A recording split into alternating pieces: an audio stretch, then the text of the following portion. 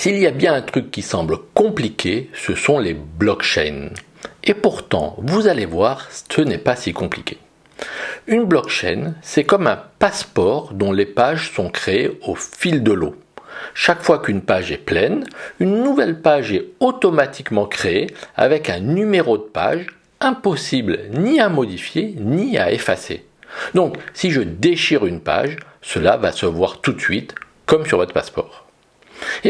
Dans le cas d'une blockchain, ce ne sont pas des pages de papier, mais des blocs d'informations qui sont créés et chaînés les uns après les autres avec une codification beaucoup plus complexe qu'un simple numéro de page.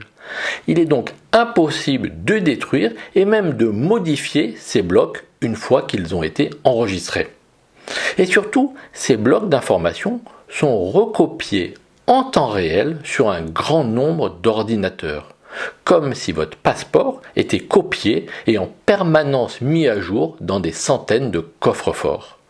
Impossible donc de changer un bloc, mais même si un pirate y arrivait, il ne pourrait pas le faire sur les centaines d'ordinateurs qui enregistrent la blockchain. C'est très habile et cela a beaucoup d'avantages. D'abord, c'est une technique de sauvegarde informatique très sécurisée. Mais surtout, cela permet de créer facilement des blocs au fur et à mesure des événements que l'on veut enregistrer, comme par exemple chaque fois qu'une personne achète ou vend de la monnaie. Et les informations peuvent être publiques, ce qui permet à tout le monde de contrôler ce qui se passe en temps réel.